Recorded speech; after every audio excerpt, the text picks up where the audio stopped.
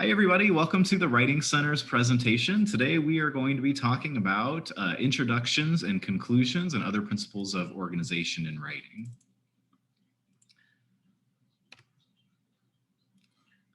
So here we go. All right. So let's talk about organizing strategies. So what is organization? When we're talking about writing, organization refers to the order and method of arrangement in writing. So what order are you putting information in? How are you arranging information? Sometimes when you write your first draft of your paper, things just spill out onto the page in whatever order it popped into your mind, right? And that's totally valid in the beginning. But before you turn in your assignment, you need to, at some point, probably for me, it's usually around midway through the process, I need to stop and say, hold up, what organization, what order is all this information being presented in? And is it the most logical way? There's a business writer named Josh Bernoff, and he writes about what he calls the iron imperative. The iron imperative is that you need to treat your reader's time as more valuable than your own.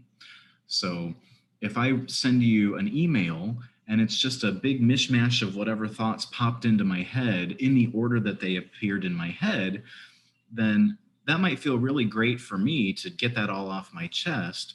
But then when you read it, you might be struggling to try to organize and figure out what's he trying to say. He talked about this up here, and then he talked about this, then he came back to this one idea. So the order in which things appear, that might be great for me, and I can fire off an email in 5 minutes, but it might take a half an hour for my reader to try and figure out what I'm trying to say.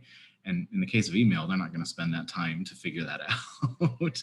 Well, imagine the same thing for a paper that you write, right? If you write everything all kind of like hodgepodge and mixed up in the wrong order, you may have all the right information, but your reader may need to spend 5 times as much time to deorganize and reorganize all the information in their own head and reread multiple times in order to catch and say, okay, that's what this is all about. I get how this works. Unfortunately, most of your instructors are not going to read your assignment 5 times in the hopes that on the 5th time it's going to finally click for them and make sense. So again, treat your reader's time as more valuable than your own. So as you write, as you write something going through drafting, spend time to go back in and apply a method to the order of information in your essay. Arrange things purposefully. They don't have to pop out that way. They can be arranged later. So that's what we'll talk about in this session. So the number one rule for organization, like before we get into any of the details, like just remember information should always be organized into paragraphs. So at the sentence level, if you've got a sentence in this paragraph about one idea and then another sentence about a different idea, that might not work. You need to make sure that your each paragraph is just about one single main idea. And it's usually helpful for the reader if you express that main idea in the first sentence of your paragraph. That's a very direct, straightforward way to approach writing. So if you can organize your information into paragraphs, you're halfway there. But the main thing we're going to talk about today is organizing your essay. So when you're organizing these paragraphs in your essay, there are many different ways that you can do that, and we're going to talk about 4 of them today. One is organizing your paragraphs in order of importance, organizing your paragraphs in chronological order, organizing them in sequential order, and organizing them in spatial order. So let's talk about each one.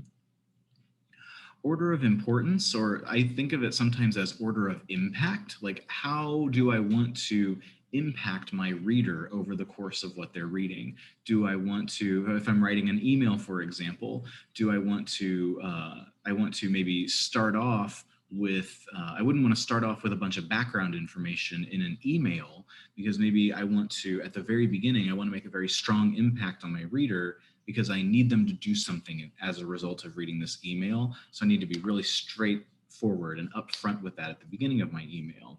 and I can fill in the background information later. If I was writing an essay, then I may not want to impact my reader that way. It wouldn't necessarily make sense if I'm making an argument, like maybe writing an argumentative essay about why a law should stay the same or why it should change.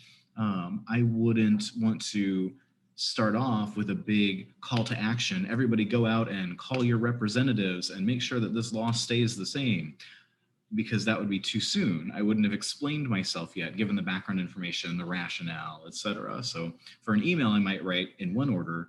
For my essay, my argumentative essay, I might write in a different order.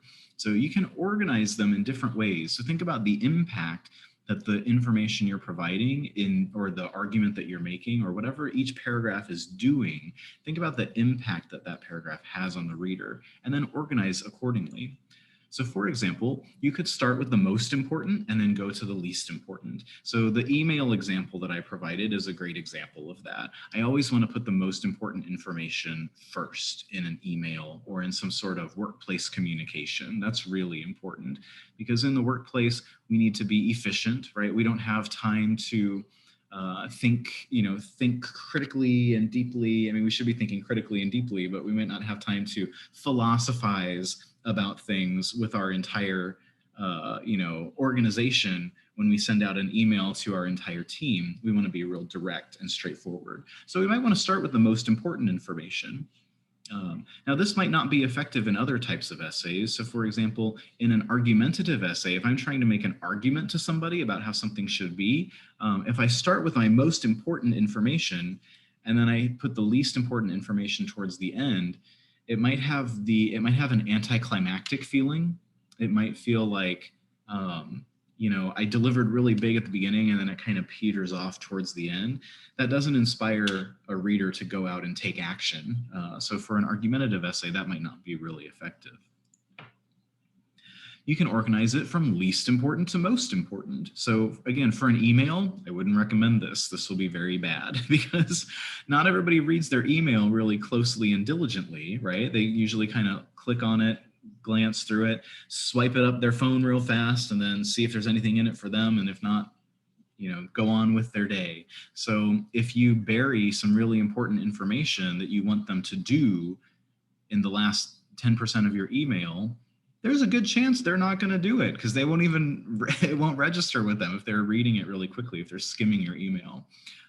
However, for something like an argumentative essay, you might want to build up and save your most important information for last. So that might create more of a climactic feeling over the course of your argument. We can use this principle for storytelling too. So whatever is the most significant thing, the most significant detail, the plot twist, if you will, we're not going to give that away on page one. We're going to save that most important detail for close to the end, and that's going to be the big reveal, right? Another thing you can do, this was suggested there's a textbook called Writing Analytically, and the author, I forget his first name, but I think his last name is Rosenwasser. So he recommends starting with the second most important topic. And so the idea here, this is for argumentative essays, which you'll write a lot of in college, but also for things like maybe like a reflective post or reflective essay, where you're writing about, reflecting on an experience that you had, or if you're writing an evaluation, you might start with the second most important, and that way you can start big. You can have a big, significant start, because sometimes starting with the least important thing can feel kind of petty. So you could start with the second most important idea and then build your way over the rest of the essay or whatever you're writing, build your way up to the most important at the end. That way the body of whatever you're writing is kind of bookended by these important matters, these important topics. So that's one way that you could organize depending on the situation. Another method is for organizing in order of importance or in order of impact, is how I think of this one, is the sandwich method. And you may have heard of this before. I've heard it called, there's different varieties of the sandwich method, but the idea here is that you're putting one thing in the middle and two things of a contrasting type around it. So you start in one place and you come back to that place, but in the middle you diverge and you go somewhere else. So the most obvious example of this that you've all probably heard of is the complement sandwich. So the complement sandwich is when you have something negative to point out. You might start with a positive comment, but negative comment, but that's okay because, and then positive comment. So you've got your negativity sandwiched between two positive things. So there's some silver lining here, but you're still getting out that, you know, whatever the critical or negative feedback that you need to get out is maybe sandwiched between acknowledgments of things that are going well. So not necessarily, it doesn't have to necessarily be passive aggressive. You can certainly do that in a passive aggressive way, but I think it's good to acknowledge, acknowledge when things are going well or when people do a good job. So for example, in an evaluation, like in a workplace evaluation, if you've ever evaluated an employee or if you've been evaluated as an employee, your supervisor may have feedback about things that you can improve. And if they sit you down and they look you straight in the eye and they say, you're messing all this stuff up, and they start listing off all the things that you're messing up, that's going to feel a little bit intimidating, right? that might make you think twice about whether you're in the right position or not. And so if that's not your intent as a supervisor, to make someone question whether they actually are supposed to work there, then a good way to do that is to start by, okay, let's give credit where credit is due. Let's acknowledge things that are going really well. And then we can turn our attention to other matters. So that's the sandwich method. So you can do that in terms of order of impact. So if something is going to strike the reader in a certain way, you might want to sandwich that in a way, couch that in a context that's going to be most useful for your reader or most useful for your purpose, and so that your reader gets out of it what you intend for them to get out of it.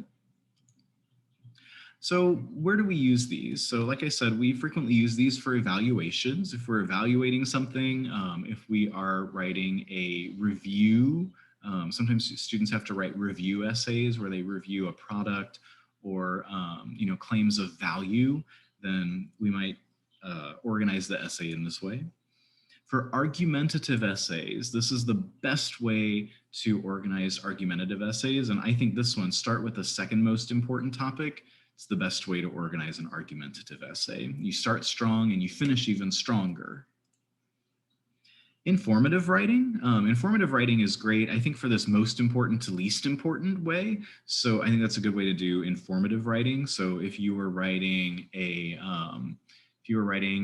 Facebook post for your organization and you wanted everybody to know that there's an event this weekend and everyone in the community is welcome to come, you would want to put the most important information first, right? You might want to put like a hook, something to catch their interest, but then you're going to put the most important information first.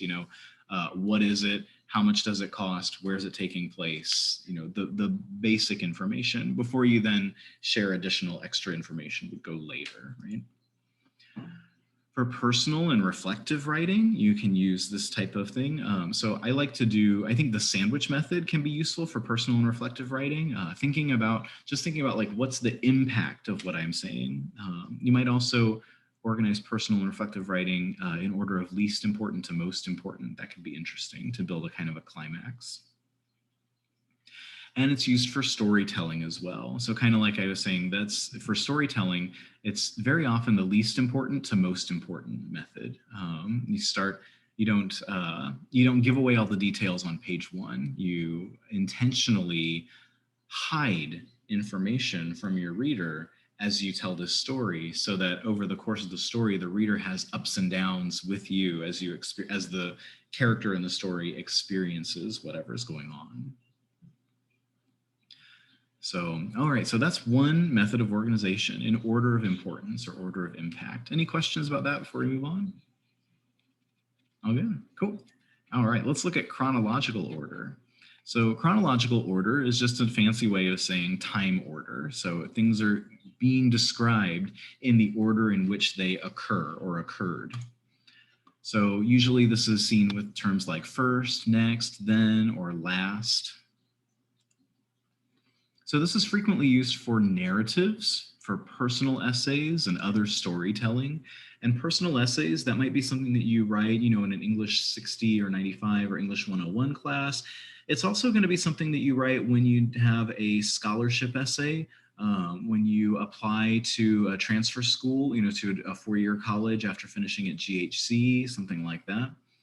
So for these types of writing, it may be useful to use a chronological order. It just depends on the situation. There are times where telling things in chronological order is not going to be the most effective. So for example, you can probably think of a story that you've read or seen in a movie or TV show that told events out of order.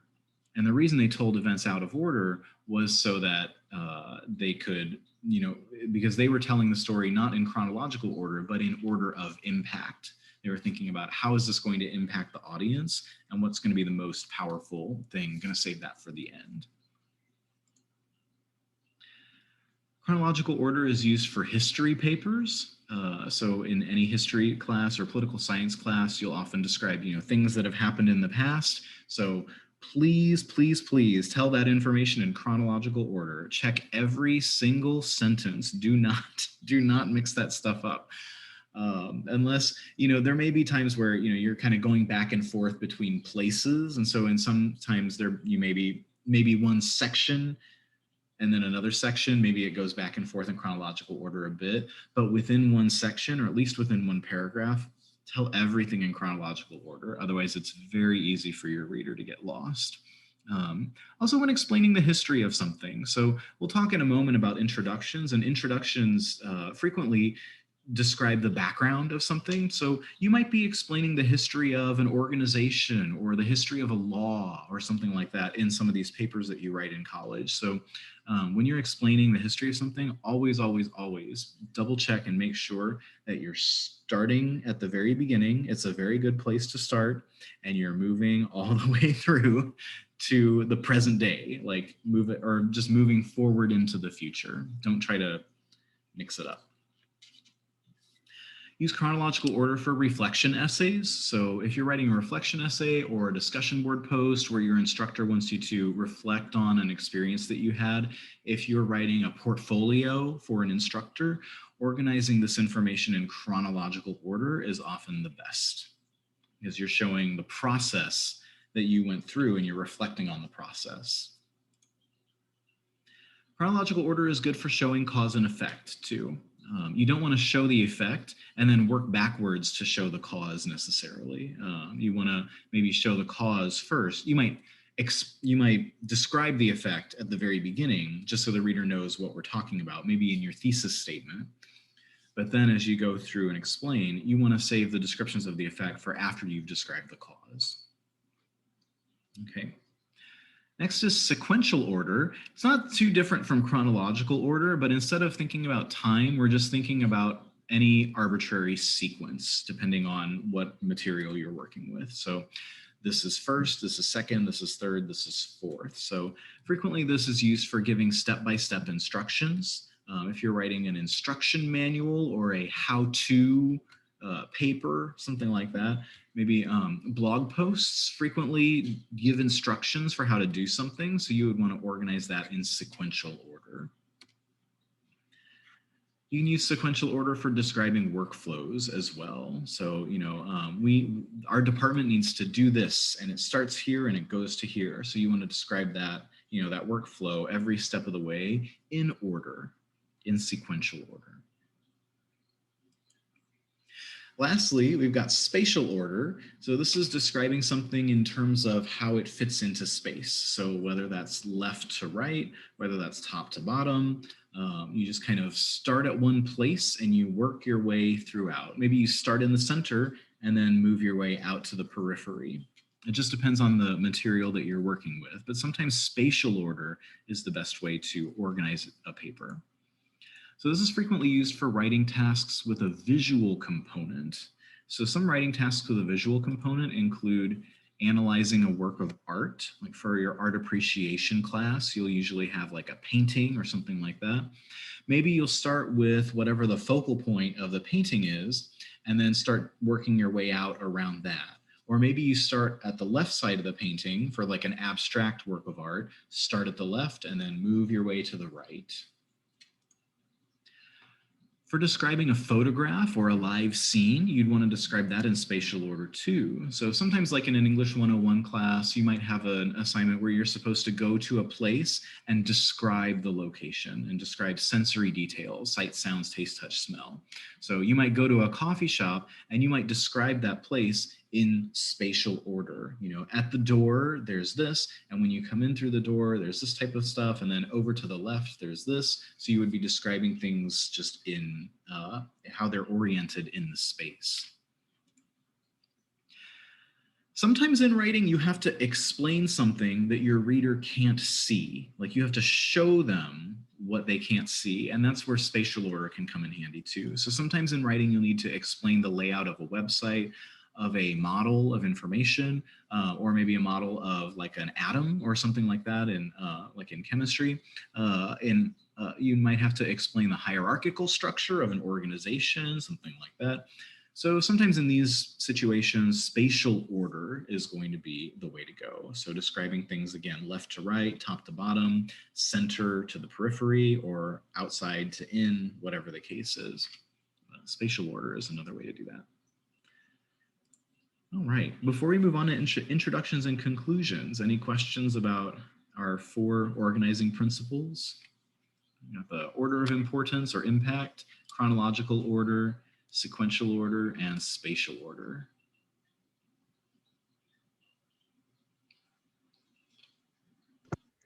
So if I understand spatial order, because that one's to me the hardest one to quite understand. We're discussing like one application is if you're describing a room and you're trying to explain, such as the top of the room has tiles, brown, red, pink polka dots, whatever, and then you're moving down and down the walls, down bookcases, and finally you land at the floor. And Yeah. that's kind of the spatial area, right? Yeah. So the idea here is like if I'm explaining a room to somebody who's never been in that room, right?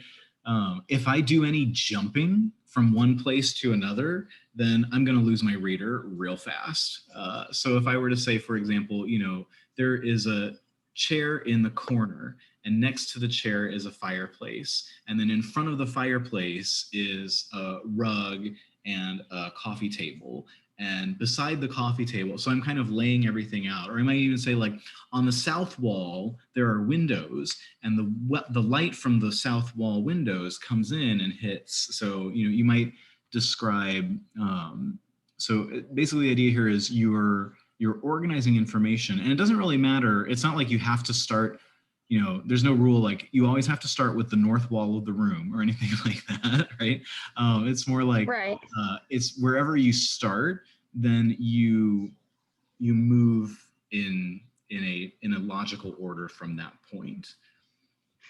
And so that's literally it's like painting a picture sort of for people to see, but with words. Yes, exactly. You can't put a blotch on the right side of the paper and expect that to translate to the left side of the paper if you don't put the rest in. Yeah.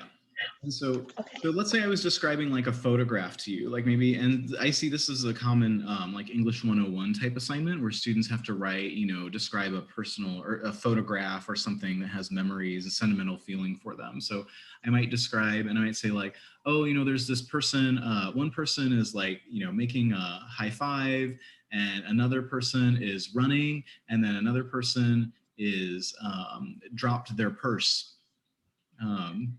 That's really cool information, but I have no idea how that all fits in together, right? Is the person running towards the person who dropped the purse to help them pick it up?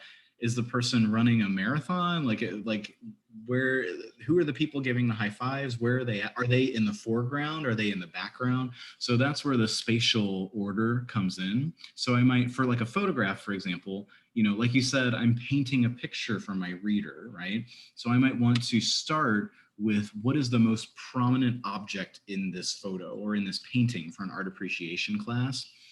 start with that most prominent object, and then I might say, just to the right of that vase is a small pear with a leaf or something like that, and I could then kind of describe working from that prominent object to the less prominent objects. But I would always be describing in relation, to the left or to the right or above that or behind that, something like that. Got it. Yeah. So really, I think that's a good question. I think you're hitting on that. There's kind of like a central theme throughout all of these things is you start in one place and you finish in another, right? And however you go to get from that one place to the other place, you've got to show your work the whole way, right? You got to show those connections. So if you're describing a room, for example, that's what I'm saying, like, start with the chair and then next to the chair is this and in front of the fireplace is this. And so show us, like, walk us through it. Don't give us like, here's this and then random thing over here and then random thing like here and then and zigzag all over the place. Same thing with sequential order. You wouldn't want to start with the third step in brewing a pot of coffee. The best part of brewing a pot of coffee is listening to the sounds as it percolates. But before you do that, you have to get filters and you fill the filters with the coffee. And so once you fill the filters with the coffee, then you can put it in the basket. But before you do that, make sure that you ground the coffee, right? I'm jumping all over here, and that's the problem. So whatever organizing I'm doing, whether I'm organizing in order of importance, I'm organizing, sequentially, chronologically, whatever, I'm doing it in a whether I'm doing it like in a line or whether I'm doing it recursively, I'm giving clear directions every time I make a step or a jump. Every time I do any of that, I'm making very clear indication how it relates to the previous thing. All right, great question.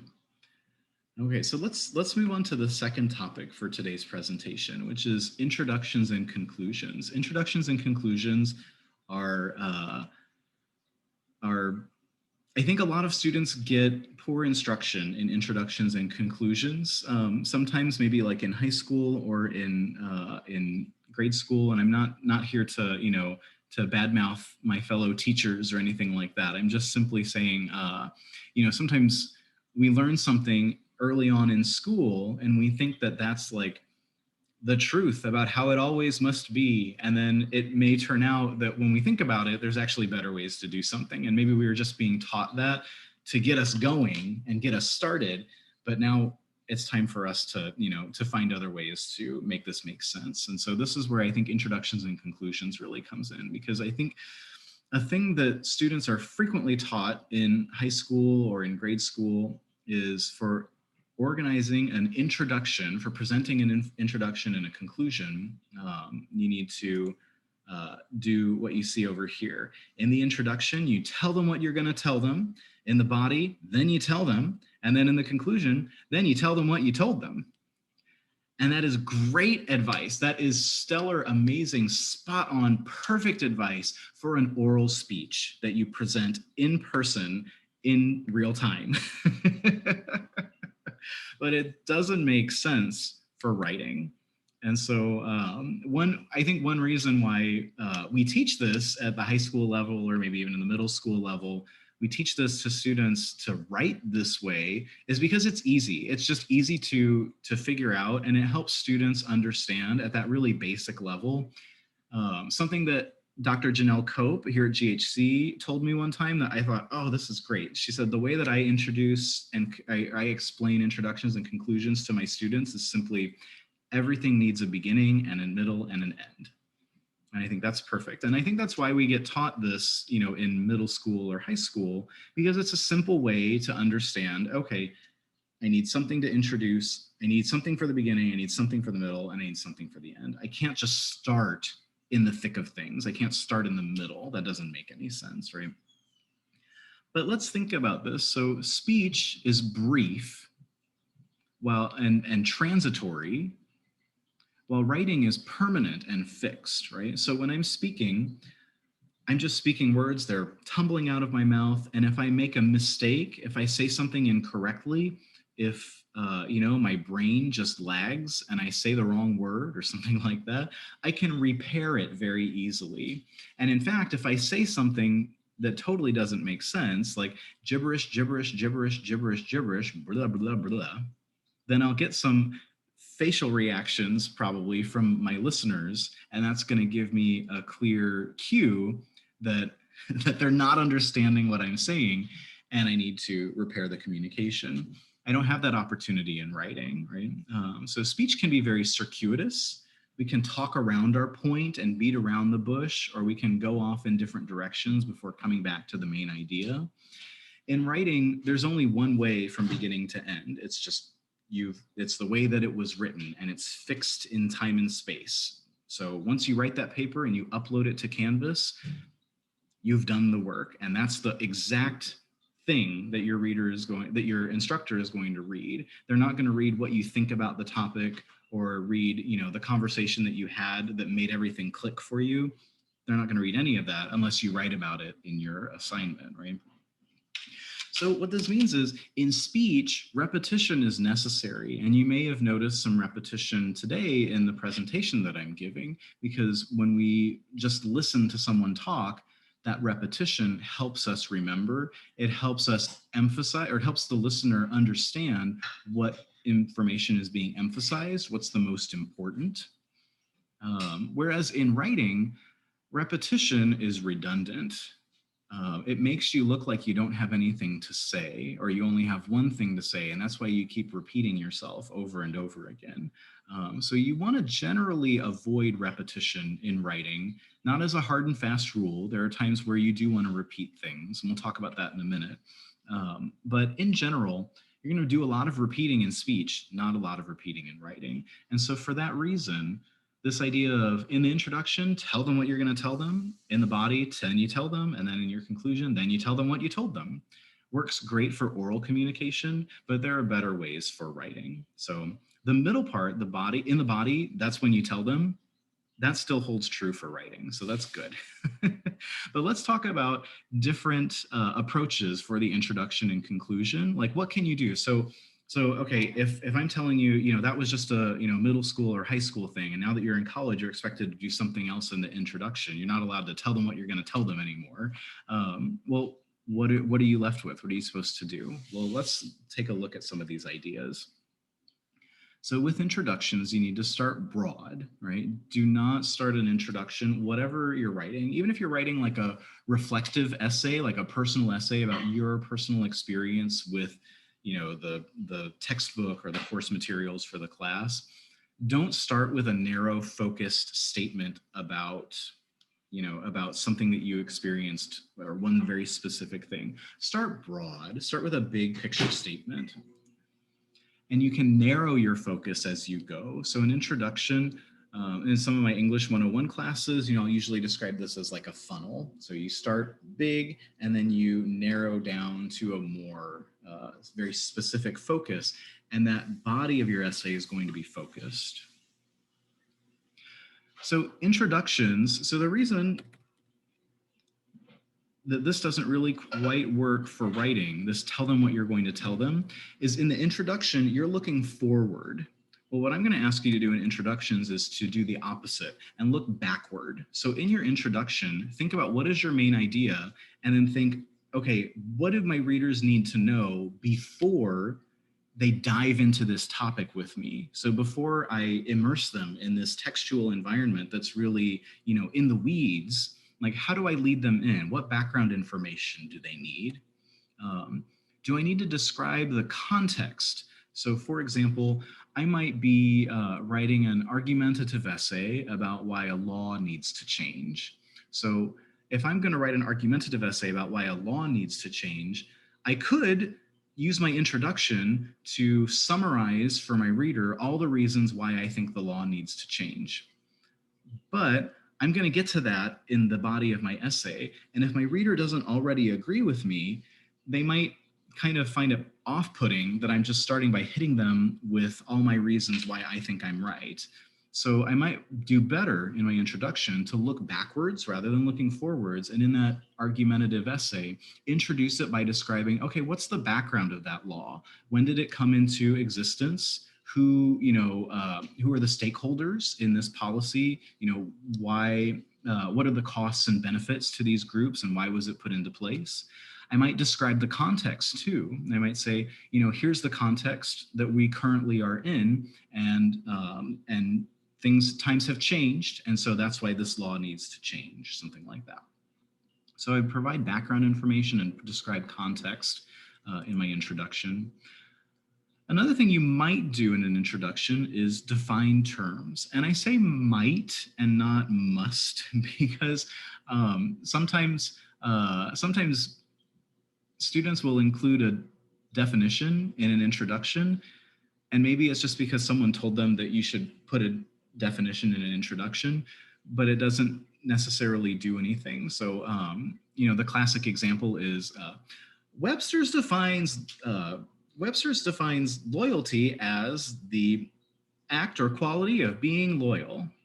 Like, that's cool. Like, I appreciate that, but you'd want to define terms if in your essay, you're going to put a specific definition on that term. So for example, if the term, maybe it's a key concept that appears in your paper, and maybe it's a controversial one or one that different people disagree about what it means, that's the type of situation where you want to definitely, in your introduction, lay out a definition for the term so that all of your readers are on the same page as you and there's no misunderstanding because different people view this term in different ways. So like I said, in that introduction, you're using this kind of funnel approach. So you start broad, right? Describe the background information and contextual factors. You might define some terms if appropriate. And then once you get to the end of your introduction paragraph, finish with a thesis statement.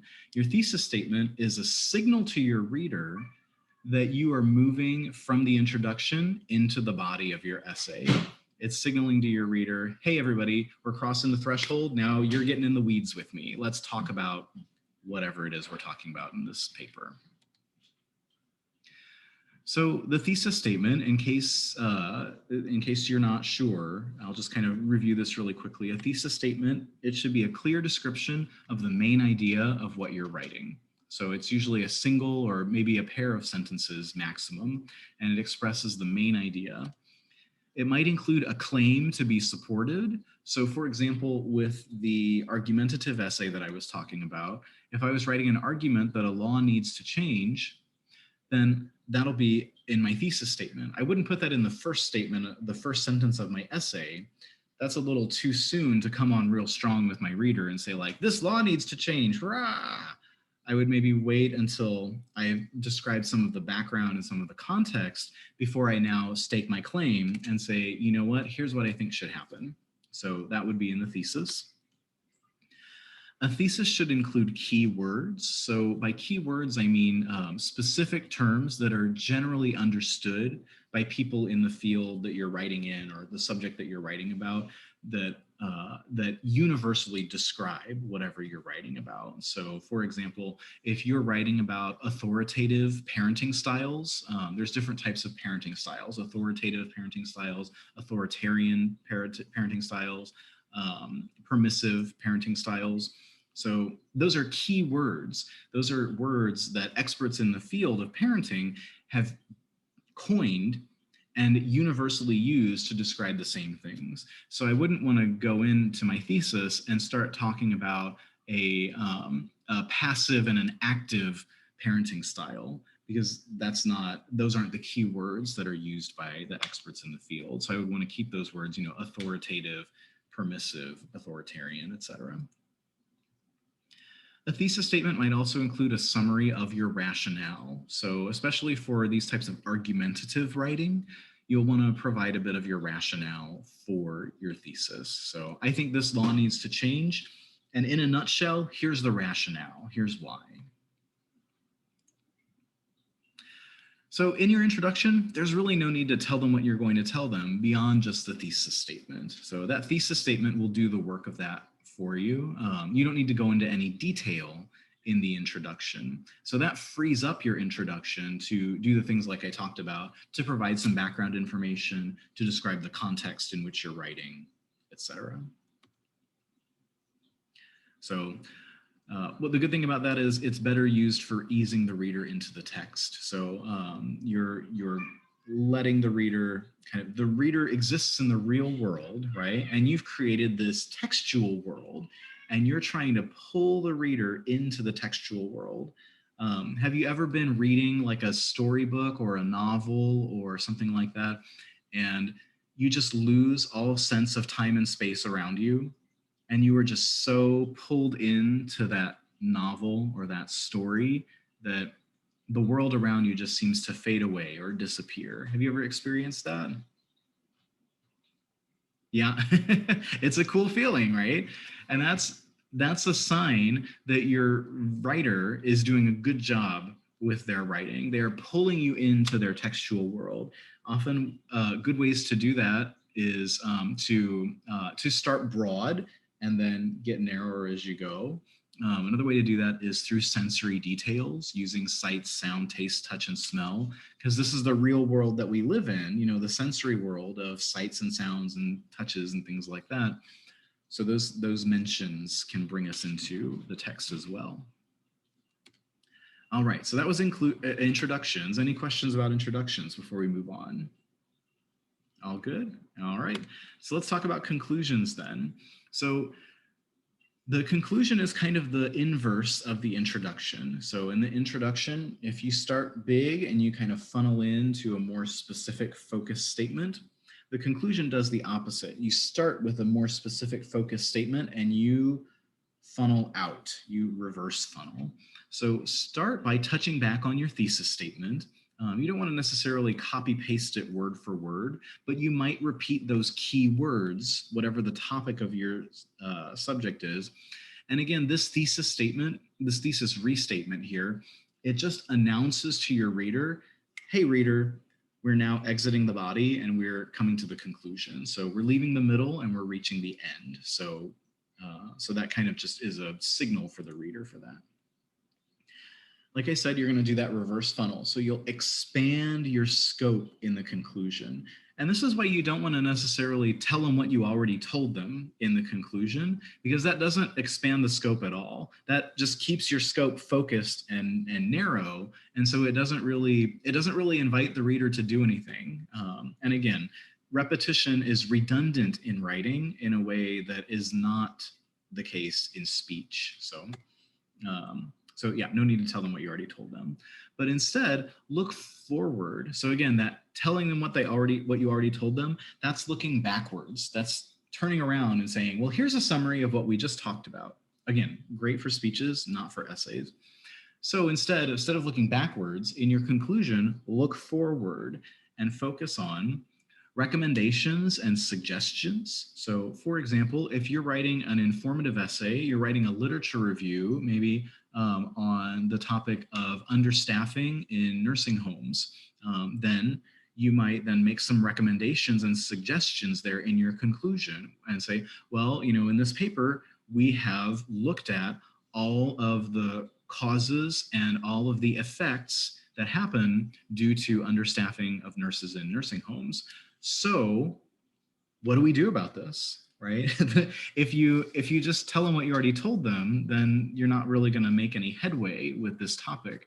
But the idea here is you've spent your body laying out all of the information and all of your reasoning, all of the evidence, whatever. So now that you've gotten to the conclusion, you are now in a position to stand firm on some ground that you've built and make some recommendations and suggestions. Like you've proven your stake in the game, so now you can make some claims of your own and make some recommendations or some suggestions how to move forward.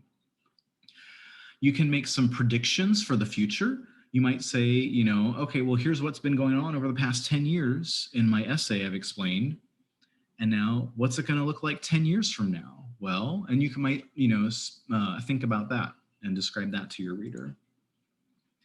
You can direct the reader back to the real world. So one of the frequent ways that this is done, and this is true for speeches as well, is especially for like an argumentative type of writing assignment, you might direct them back to the real world with a call to action. This is that call your local representatives statement that I was talking about earlier, right? So now that I've given you this information, reader, what do I want you to do with it? Right? What benefit is it to you? So that's where in the conclusion, focus on, okay, what's next? Like what's the real world applications of this idea that we're talking about? And then you can finish with a broad impact statement. So again, start narrow and then finish broad. So you're expanding the scope over the course of the conclusion. So once you get to that final statement, you don't want to finish, and I hear this all the time from instructors when we go over papers together and we're kind of like reading through, somebody might say like, man, this was such a great paper, but then this last sentence, it just kind of like left me hanging. That's the worst feeling. And those cliffhanger type of sentences, that's when something finishes with a very specific, narrow, focused in statement, instead of finishing with a broad statement. So finish with a big picture concept, something that applies maybe not universally, but something more universally than what you've been talking about so far, something that makes a big impact. So I sometimes refer to this as the mic drop statement. So you've finished your spiel and now you're going to drop the mic on it. So finish with that big, bold statement. All right, any questions about conclusions or anything that we've discussed today?